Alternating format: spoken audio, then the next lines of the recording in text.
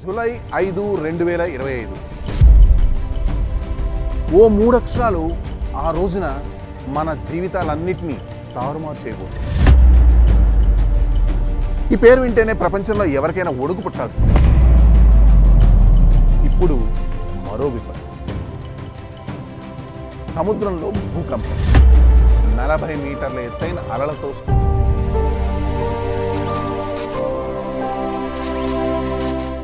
July 5, 2025 తేదీ చాలా జాగ్రత్త గుర్తుపెట్టుకోండి, జాగ్రత్త పడండి. ఓ 3 అక్షరాలు ఆ రోజున మన జీవితాలన్నింటినీ తారుమారు చేయబోతున్నాయి.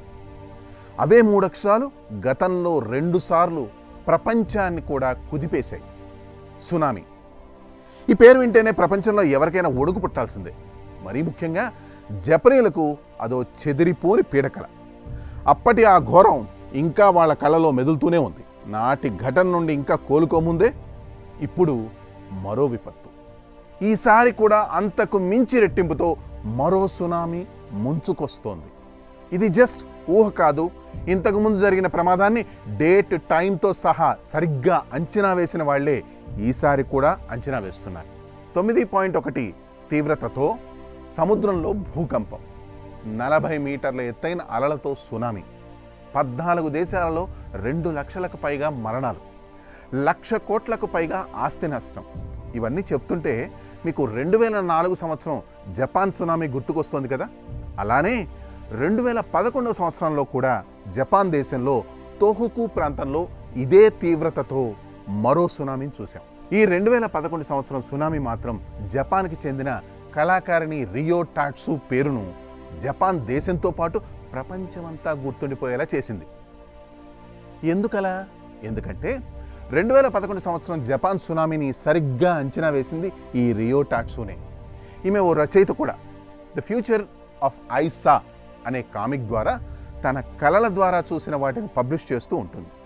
మొదట్లో ఈ కామిక్ గురించి పెద్దగా ఎవరు పట్టించుకోలేదు. కానీ 2011లో టోహోకు సునామీ తర్వాత ఆమె కామిక్లు హాట్ కేకుల్లో అమ్ముడిపోయాయి.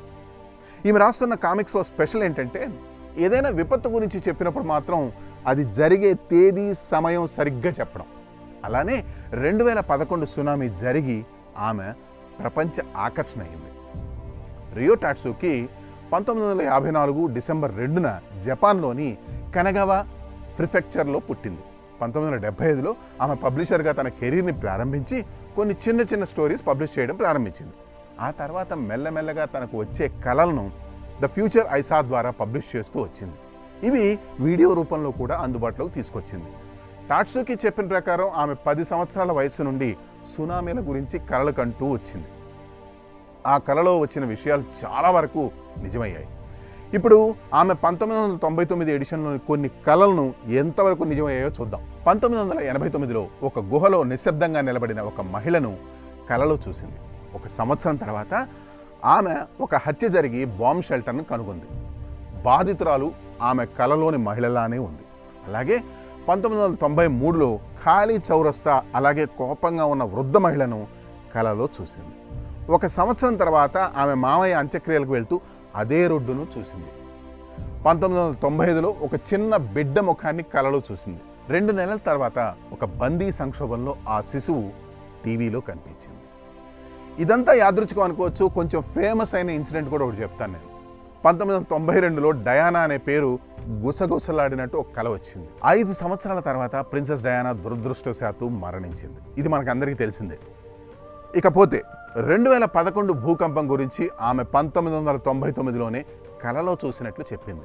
అందుకే ఆ తేదీని కామిక్ కవర్పై చిన్నగా మార్క్ కూడా చేసింది. ఆ కల ప్రకారం ఆమె జపాన్, ఫిలిప్పీన్స్ మధ్య సముద్రంలో భారీ పేలుడు చూసింది.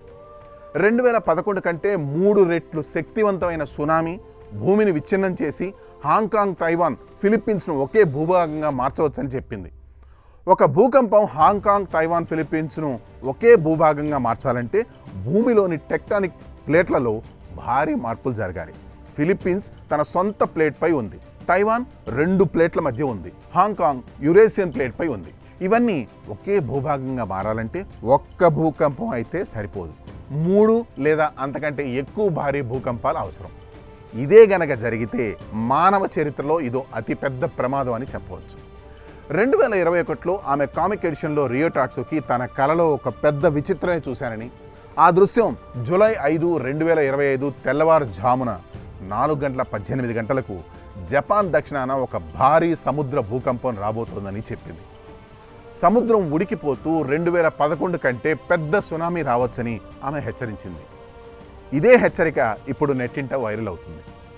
రియో చెప్పినట్టే సోషల్ మీడియాలో ప్రపంచ స్థాయి జ్యోతిష్కులు కూడా జూలై నెల గురించి చాలా వరకే చెప్పారు. కానీ ఇంత సరిగ్గా తేదీ సమయంతో మాత్రం ఒక్క రియోనే చెప్పింది.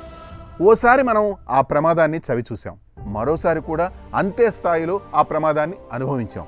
ఇప్పుడు అంతకు మించి ప్రమాదం అనే హెచ్చరిక మన ముందుంది. జాగ్రత్త పడడం ఈసారి మన వంతు.